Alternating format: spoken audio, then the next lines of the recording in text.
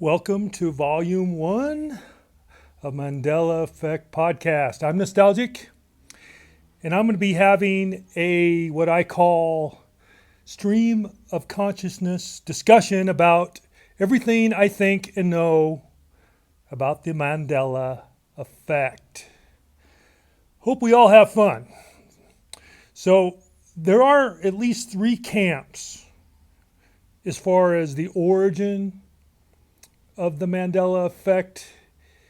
I would call it the merging universe camp, which is, for some reason, there was a cataclysm and our universe that includes our solar system and the Earth merged with a parallel universe that also had a parallel Earth. But because it was a merger, not a transfer, apparently there's some residual effects of the old Earth that was merged into the new Earth. Now that's what happened. As far as why it happened is up for debate. No one really knows. The second camp, I would call it the simulation. And this is where you have a simulated universe that includes the Earth in some type of code, which would be a unit of energy. And this would enable reality to exist. The hardware would be what we know as atoms. The software would be what we know as consciousness. And again, for some reason, either naturally or artificially induced, something changed the program and things started changing the way we remembered them. And the third possibility is what I think is even more spooky, which is the occult angle. Most likely the black arts, black magic, occult angle, where either through a quantum computer or calculator, which apparently in order to make calculations, it goes into this parallel universe, which is understood in string theory. And by doing so, in essence, you're inviting the other parallel universe dimension to come into ours. That's one possibility of how something changed in our dimension. The other possibility is through incantations, spells, someone inviting entities from another dimension to come into our dimension. And there is a lot of circumstantial evidence that that could be the case.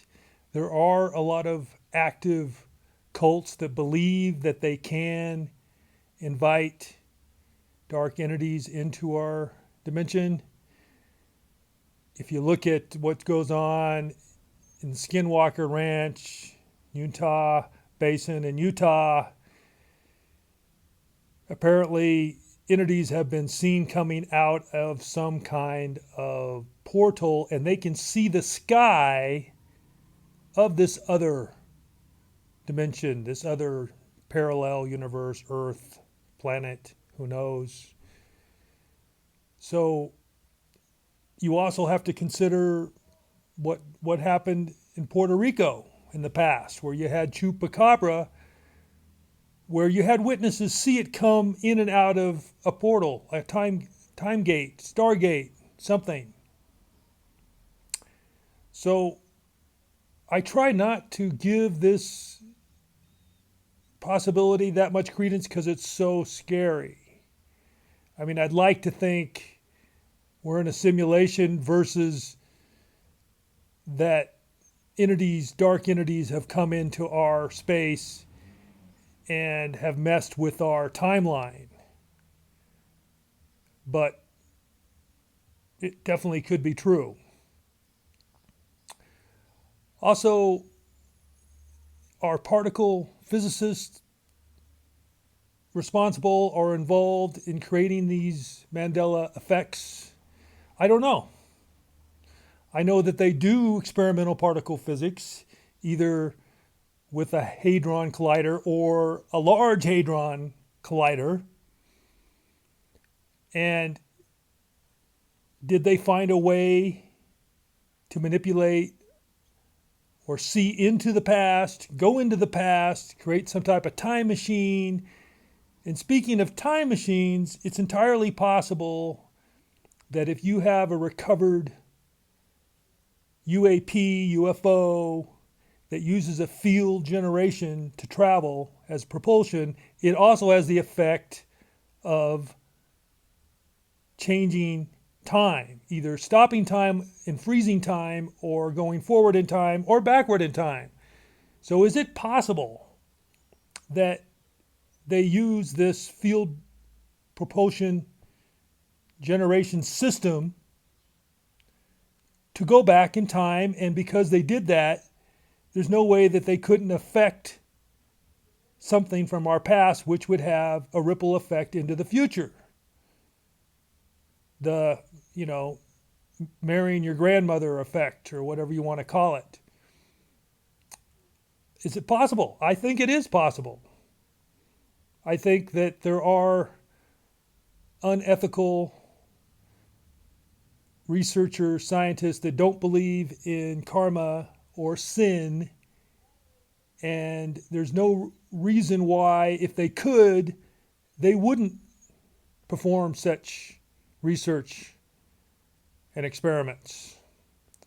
I also believe that there are occultists that have no problem, because they don't believe in sin either, would manipulate the past through incantations of black magic spells.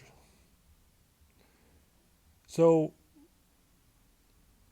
there's got to be a good reason why this is a no-go subject as far as mainstream discussion, kind of like UFO-based or Earth-based UFOs, which is a no-go subject. Nobody wants to admit or bring up the possibility that UFOs at some point came to our planet, or possibly were born here if it was seeded through a meteor or one of these metal balls that they discovered that possibly could have had DNA seed. And they've been here even longer than us. They had a civilization going here 2 million years ago. But, that would bring up too many uncomfortable, spooky speculations that are uncomfortable to answer. We're supposed to be the dominant sentient life form on Earth. But I'm doubting that.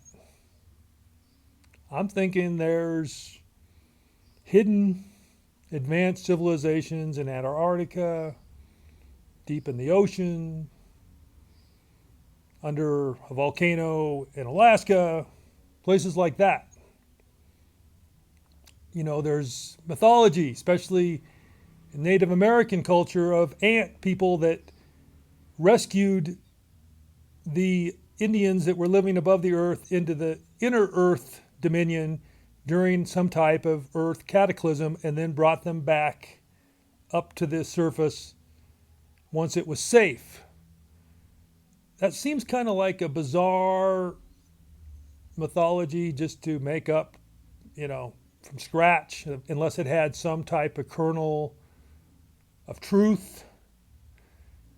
So if there has been ancient civilizations here, then maybe that plays somehow into the Mandela effect. Maybe they're trying to change our fate by going back in the past and manipulating certain things. There's been stories, claims of time travelers that had to come back in the past to somehow fix things, change things. So is it possible it's about that? And whatever is going to be happening soon, or they thought would be happening soon, is so dire that they felt it was risk, or it was worth the risk to go back and try to change our past. Because that's a very risky endeavor. Why would you do it unless you were trying to avoid something very dire? What that is, don't know. Also, why is there this big push to go to the moon and especially Mars? Why is it such a priority? And we went basically 50 years without returning to the moon. Now it seems like there's this big hurry. There's also a big hurry to create some type of environment that you can live in on the moon or in a space station. So what is it? Is there going to be some cataclysm involving the sun, which could be very true? In the early 1900s, the sun melted telegraph poles. There was a huge event. And since then, there's been solar events where there was a discharge. Luckily for us, it was the opposite side of the Earth. It went the opposite direction.